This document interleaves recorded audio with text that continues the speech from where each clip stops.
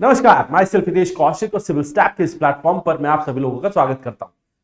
आज हमारी प्रतिबद्ध सीरीज में हम आगे बढ़ेंगे और आगे बढ़ते हुए हम GS1 में अपना जो आज का विषय है early British conquest of India, इसमें कैसे ब्रिटिश कॉन्क्वेस्ट ओवर मराठास जो है वो हासिल किया गया, उस पर आज का विषय रहेगा हमारा। और देखो, पिछले लेक्चर में हमने जो ब्रिटिश और मराठाओं के बीच में जो कॉन्फ्लिक्ट्स हुए थे उनको हमने इवेंट्स को डिस्कस किया था। 3 एंग्लो मराठा वॉर्स हमने डिस्कस की डिटेल में एज इवेंट्स। ठीक है, आज के सेशन में हम उसमें आगे कि क्या रीजंस थे द राइज ऑफ मराठास के और what were the reasons of their downfall, और आगे क्या सिग्निफिकेंस थी एंग्लो मराठा वॉर्स की और क्या उसके इंपैक्ट रहे, वो सारी चीजें डिस्कस करेंगे। चलिए शुरू करते हैं आज के सेशन को। लेकिन उससे पहले मैं बता दूं ये हमारी प्रतिबद्ध सीरीज है क्या। प्रतिबद्ध सीरीज में हम UPSC civil services mains exam के लिए GS 1, 2, 3, 4 चारों पेपर्स के लिए जो है वो आपको प्रिपरेशन करा रहे हैं। आज जो हमारा विषय है वो GS 1 से हिस्ट्री और कल्चर और उसमें अर्ली ब्रिटिश कॉन्क्वेस्ट है, जिसमें ब्रिटिश कॉन्क्वेस्ट ओवर मराठास ये हमारा आज का टॉपिक है। चलो इसको समझ लेते हैं। पिछला लेक्चर जरूर देख लेना, जिन बच्चों ने ये वाला लेक्चर जो अटेंड कर रहे हैं तो आप लास्ट लेक्चर जरूर देखें, क्योंकि उस लेक्चर में मैंने एंग्लो मराठा वॉर्स डिस्कस किए हैं, वो इवेंट्स को बारीकी से डिस्कस किया है। अब हम थोड़ा एनालिसिस वाले पार्ट पे जा रहे हैं। अब इसमें reasons for the rise of Maratha, सबसे पहले मराठास के राइज के क्या कारण थे एक बार ये देख लेते हैं। ठीक है, कि किस तरीके से मराठास के राइज हुए और क्यों। देखो, पहला तो ऑब्वियसली मराठास ने अपनी स्ट्रैटेजिक लोकेशन जहां से उनका ओरिजिन हुआ था उसका यूज किया। खास तौर पे they originated from the regions of Western Ghats. Modern Maharashtra में वेस्टर्न घाट्स के जो पर्वतीय क्षेत्र हैं वहां से मराठाओं का उद्गम हुआ था, और वहां उन्होंने वेस्टर्न घाट्स का नेचुरल हिली टेरेन का इस्तेमाल किया। किस लिए? वहां पे नेचुरल फोर्टिफिकेशन की तरह उसको इस्तेमाल किया और गुरिल्ला वॉरफेयर के जरिए अपने आप को स्ट्रॉन्ग बनाए रखा।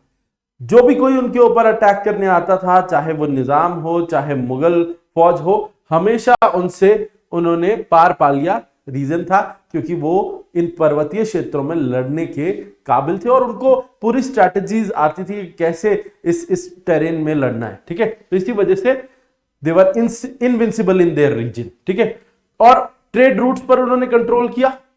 ठीक है, स्ट्रैटेजिक लोकेशंस के साथ, और इकोनॉमिक और मिलिट्री स्ट्रेंथ उन्होंने बनाई। लोकेशन के मामले में एक चीज और कही जा सकती है, क्योंकि कोस्ट भी उनको अवेलेबल था जो पेनिनसुलर इंडिया का, तो इसी वजह से वेस्ट इंडिया की जो कोस्ट थी उस पर भी उनका एक्सेस होने की वजह से they had a strong navy also, और उनकी जो लोकेशन थी उसकी वजह से नेचुरली उनको बहुत सारे एडवांटेजेस मिले।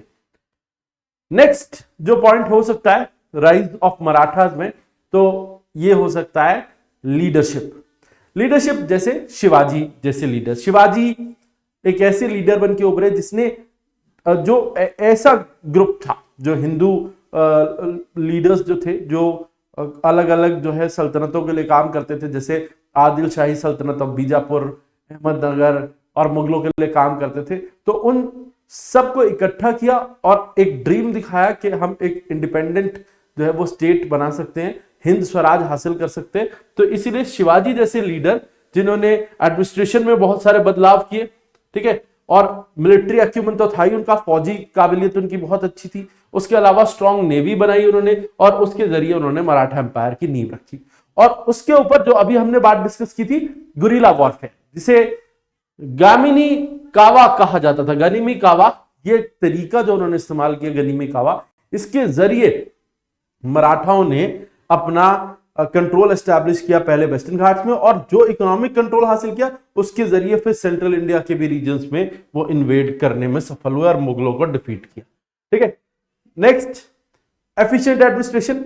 ऑब्वियसली एडमिनिस्ट्रेशन को अगर उसका एनालिसिस करें तो अष्ट प्रधान व्यवस्था कायम की थी शिवाजी ने, और ये 8 मिनिस्टर्स, इनके जरिए एडमिनिस्ट्रेटिव एफिशिएंसी भी हासिल की उन्होंने। इसके जरिए हर डिपार्टमेंट जो है वो अलग अलग लोगों के हाथ में दिया गया, और जिसकी वजह से बेटर जो है ऑर्गेनाइजेशन बन के उभरे मराठास।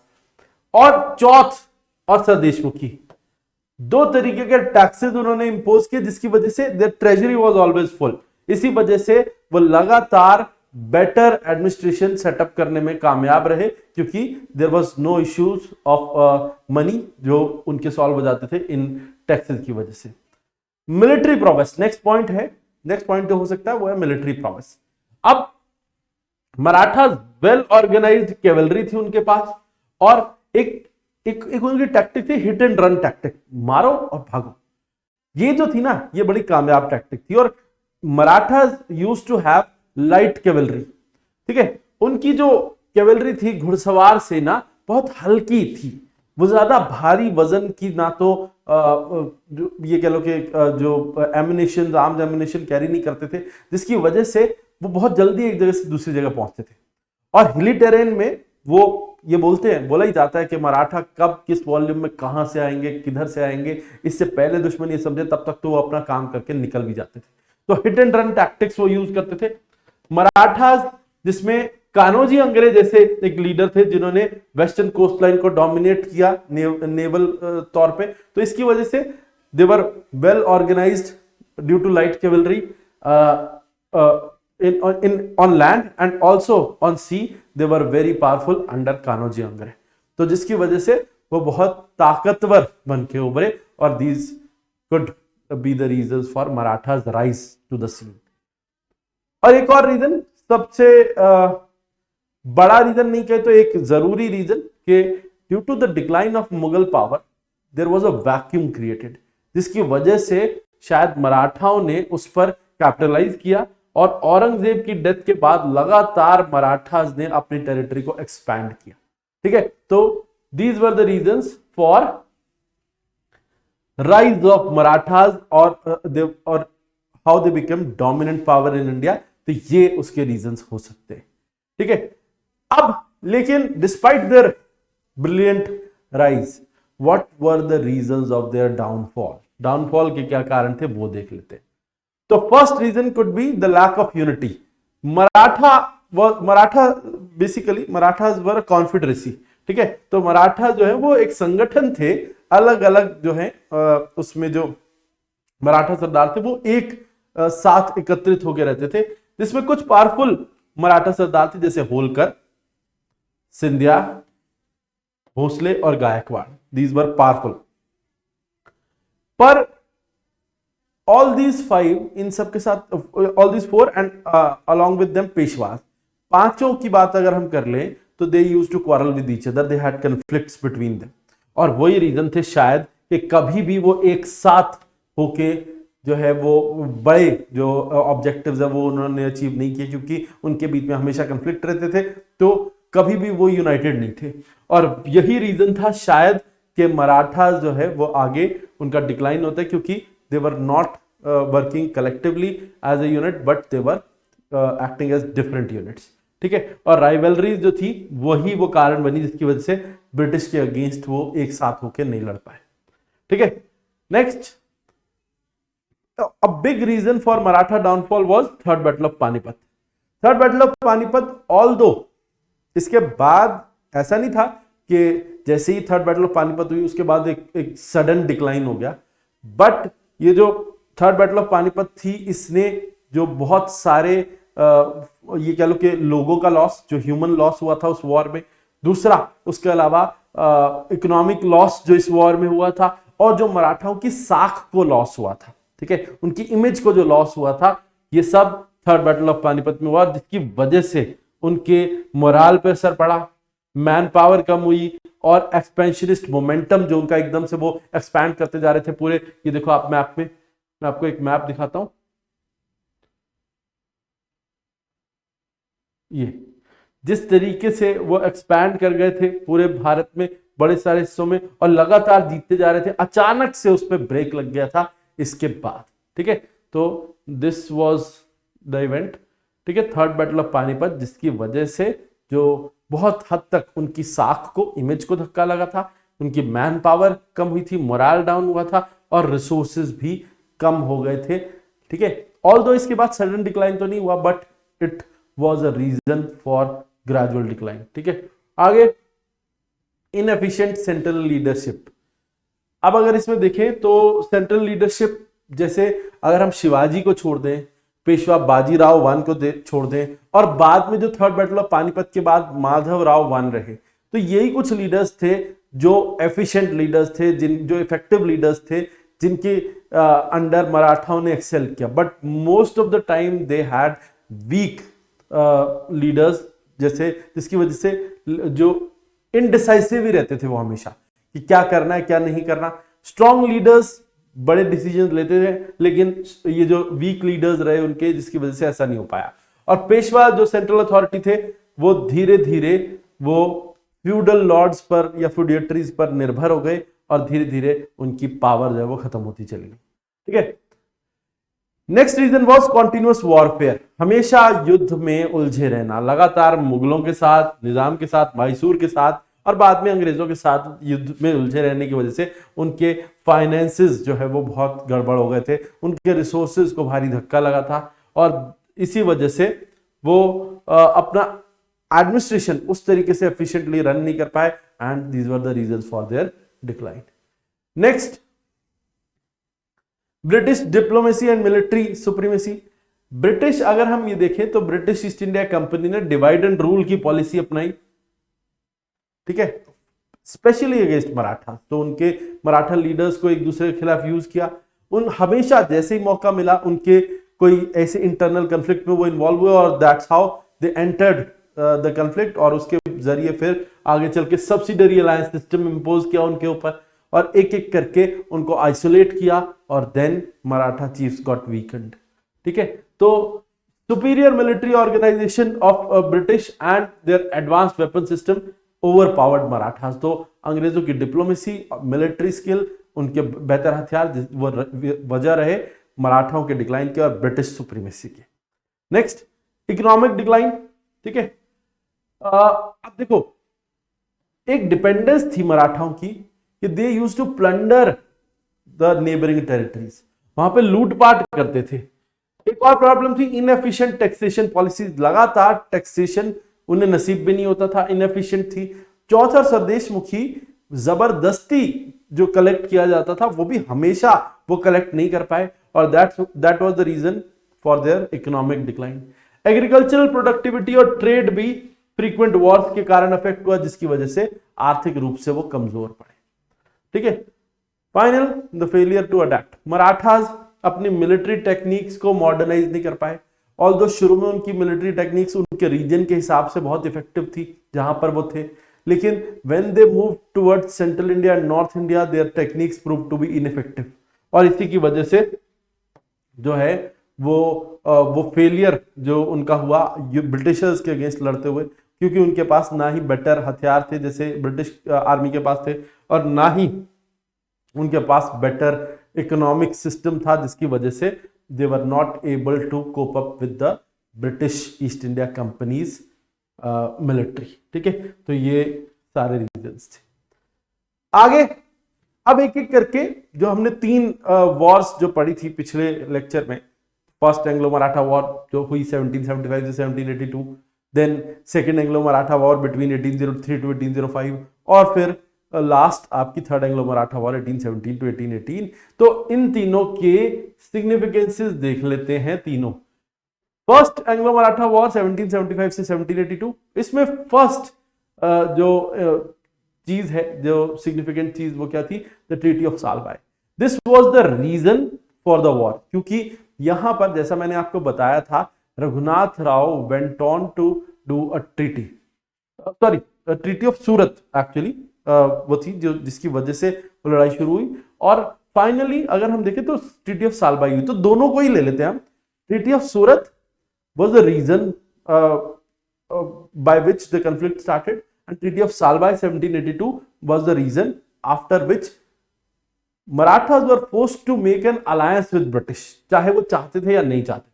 ठीक है। तो ट्रीटी ऑफ सालबाई से लड़ाई खत्म हुई, और ब्रिटिश और मराठास जो है उसके बाद 2 डेकेड्स तक आपस में नहीं लड़े, बल्कि ब्रिटिश वर फोर्स्ड टू मतलब Marathas were forced to become allies of British against Mysore and other regional states. ठीक है।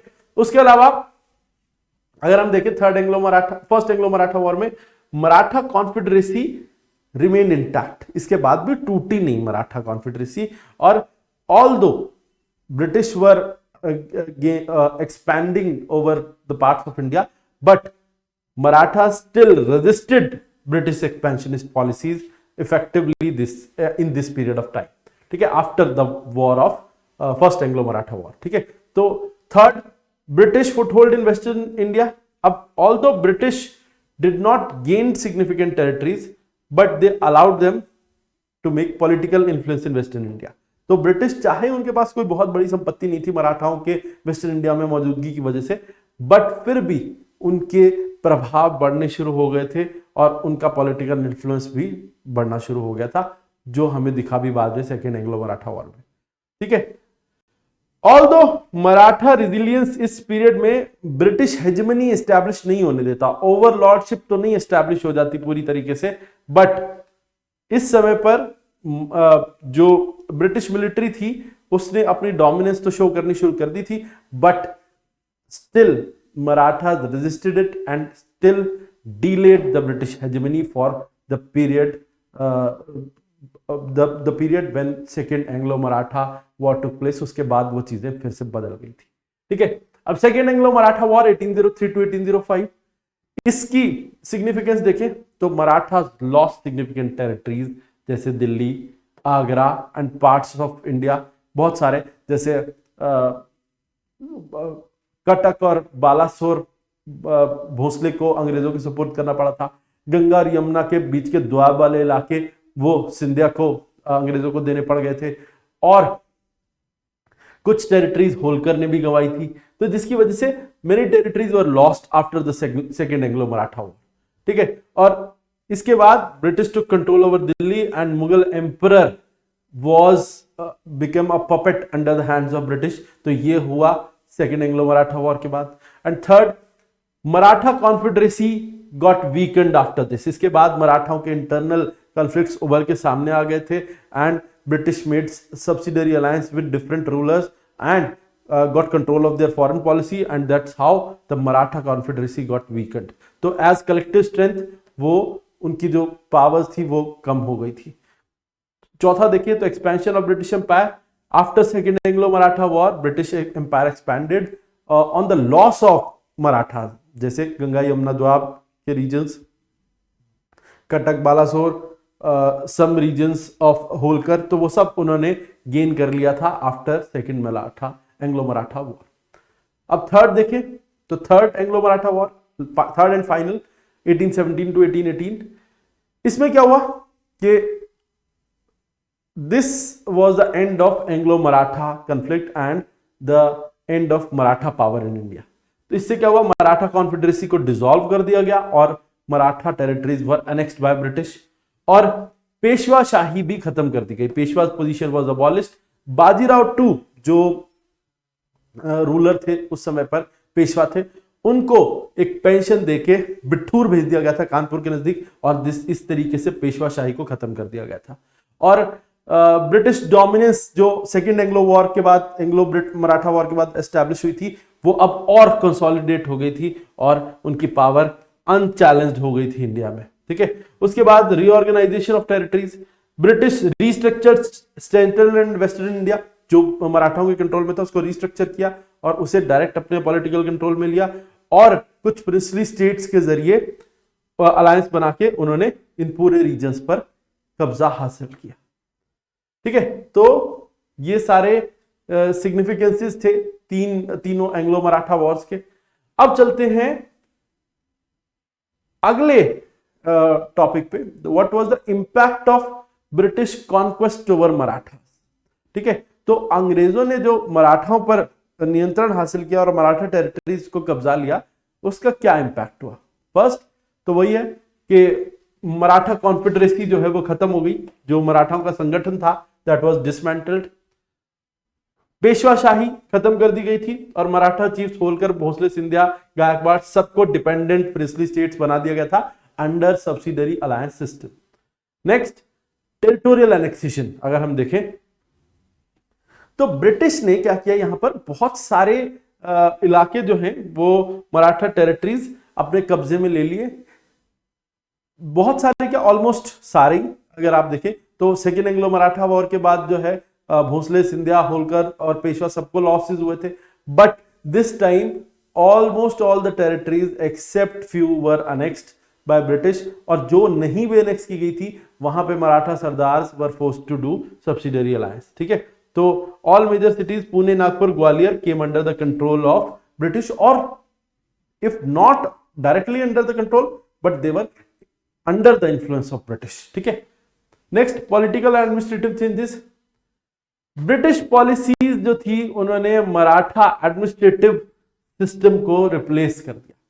जो अष्टप्रधान और मराठा एडमिनिस्ट्रेटिव सिस्टम चलता था वो बाद में ब्रिटिश सिस्टम से रिप्लेस हो गया, और सब्सिडरी अलायंस के जरिए ब्रिटिश ने सब मराठा रीजन्स पर अपनी डोमिनेंस हासिल कर ली।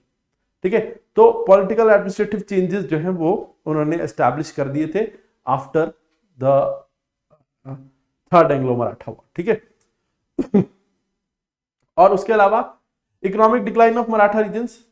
ब्रिटिश ने हैवी टैक्सेशन और लैंड रेवेन्यू जो हैवीली वो कलेक्ट करते थे उसकी वजह से जो ट्रेडिशनल अग्रेरियन प्रैक्टिसेस थी उनको बर्बाद कर दिया, और ट्रेड इकोनॉमीज जो है इसकी वजह से डिक्लाइन करने लगी। वेल्दी मराठा फैमिली जो थी, जो टैक्स कलेक्शन में जिनका एक बड़ा शेयर हुआ करता था, और मिलिट्री इकोनॉमीज जो हुआ करती थी, जो प्लंडर बेस्ड थी, वो अचानक से बिल्कुल ही उसको सेटबैक लगा और वो पूरे तरीके से डिक्लाइन कर गई। ठीक है, तो इसलिए अगर आप ये सोचिए कि जो फैमिलीज जिनका बहुत बड़ा जो है वो जिनको स्टेक मिलता था, जो मराठा आर्मीज प्लंडर करती थी डिफरेंट रीजन्स को, तो उसमें अगर उनका जो शेयर आना ही बंद हो गया, अब Maratha not plundering any territories, उसके अलावा जो टैक्स कलेक्शन करती थी फैमिलीज, अब they are not getting any share, तो फिर क्या होगा? तो ओवरऑल इकोनॉमी जो है वो कमजोर पड़ने लगेगी, आर्थिक हालत खराब होने लगे मराठा इलाकों में, क्योंकि अब इनकम के वो सोर्सेज नहीं रहे जो पहले थे। ठीक है, तो that's why economic decline of Maratha regions happened after these wars which happened between British and Maratha। ठीक है, कल्चरल और सोशल ट्रांसफॉर्मेशन देखने को मिला। ठीक है, रीजनल आर्ट जो मराठा पेट्रनेज में उभर रही थी वो अब ब्रिटिश के आ जाने की वजह से they were not getting any support, और आर्ट कल्चर और लर्निंग में डिक्लाइन देखने को मिला। ठीक है, ब्रिटिश एडमिनिस्ट्रेटिव फ्रेमवर्क में नए सिस्टम्स की वजह से वेस्टर्न एजुकेशन और लीगल कोड आ गए, जिससे लैंग्वेज जो भी थी वो कमजोर पड़ने लगी। कल्चरल एस्पेक्ट में भी जो है वो जो पहले कंसोलिडेशन था वो भी नहीं रहा, क्योंकि पेट्रनेज नहीं रही। ठीक है, next symbol of decline in Indian sovereignty. Maratha जो सबसे बड़ी पावर थे, जब वही जो है वो डिपेंडेंट बन गए ब्रिटिश के and they lost their sovereignty, तो this was the symbol that all of the India was losing their sovereignty. ठीक है, तो symbol of decline in Indian sovereignty बन गया मराठास के ऊपर जो अंग्रेजों ने डोमिनेंस हासिल की।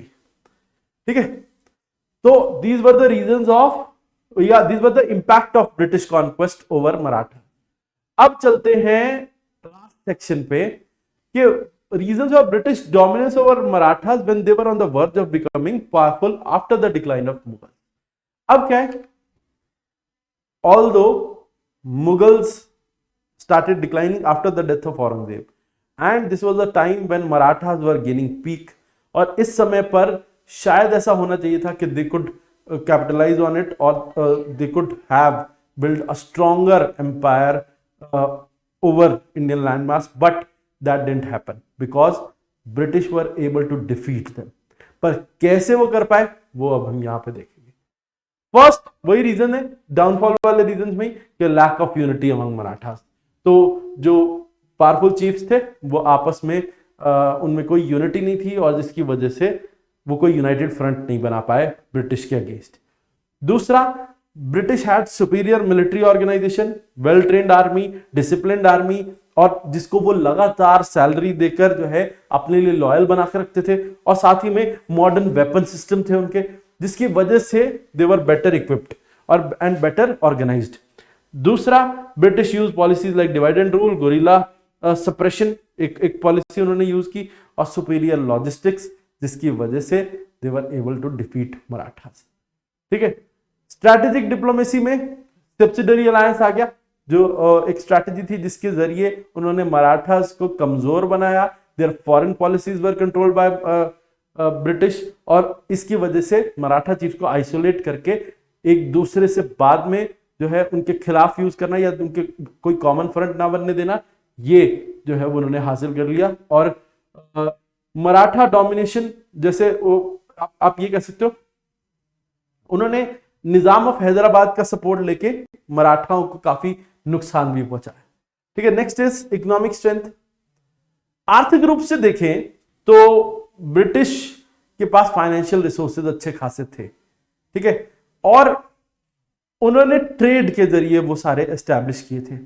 Maratha finances were dependent on लूट और रेड्स जो वो करते थे, बट वो ब्रिटिश ने दे कंट्रोल्ड इट, और when Marathas were not able to loot their neighboring territories, so then their economic strength got declined. ठीक है, but British had a proper system due to trade. They were giving proper salaries to their employees and their army. That's why they were proper organized. Next, disintegration of Mughal support. आप ये कह लें कि Mughal empire जो है decline deprived the Marathas of their traditional justification as protectors of Mughal throne, undermining their moral authority. अब होता क्या है कि मुगल एम्पायर का डिक्लाइन जो था उस पे मराठास बेसिकली उस समय पे उन्होंने ये हक हासिल कर लिया था कि they are protector of Mughal throne, but जो मुगल्स जो थे, जब उन्होंने सपोर्ट ही करना बंद कर दिया मराठाओं, ठीक है, जब मुगल जिन्होंने ये मानना ही बंद कर दिया कि दे आर द प्रोटेक्टर्स, जो पहले वो मान गए थे, जब वो नहीं माना तो how will they justify that they are the protectors of the throne when the ruler himself is not saying that, या जो अथॉरिटी है वही नहीं कह रही, तो वो कैसे अपने आप क्लेम कर पाते? That's how they were not able to capitalise on the loss of Mughals. ठीक है, तो next, British political and administrative stability. Centralised और ऑर्गेनाइज्ड स्ट्रक्चर जो था ना ईस्ट इंडिया कंपनी का, वो ज्यादा बेटर था, और पॉलिसी एग्जीक्यूशन में भी वो अच्छे थे। मराठा स्टेट्स बल्कि फ्यूडल और डिसेंट्रलाइज सिस्टम पे चल रही थी, जिसकी वजह से उसमें इनएफिशिएंसीज थी। ठीक है जी, तो ये हमने जो है वो पूरा विषय आपके साथ डिस्कस किया। जो भी अलग अलग तरीके से UPSC civil services mains exam में जो इस विषय से जो क्वेश्चन पूछे जा सकते हैं, मैंने उन सभी को एड्रेस कर लिया है। इंपैक्ट हमने कवर कर लिया कि और डिक्लाइन के रीजंस और राइज के रीजंस, और कैसे देयर ब्रिलियंट राइज जो उनका हुआ उसके बाद फिर they were not able to capitalise, वो सब हमने डिस्कस कर लिया। तो मैं उम्मीद करता हूं कि अगर यहां से आपसे सवाल पूछे जाते हैं पेपर में तो you will be able to answer easily. ठीक है, तो नेक्स्ट क्लास में हम जो है वो अब आगे चलेंगे। तो एक जो नेक्स्ट क्लास है उसमें हम जो 1857 का रिवोल्ट है उस पर डिस्कशन करेंगे, और क्या वो रीजंस थे for the revolt and what were the impacts of the revolt, what were the changes, administrative changes that were brought about by the British. ठीक है, तो वो सब हम डिस्कस करेंगे नेक्स्ट लेक्चर में। तो आज के लिए इतना ही, फिर मिलेंगे आपसे। जय भारत।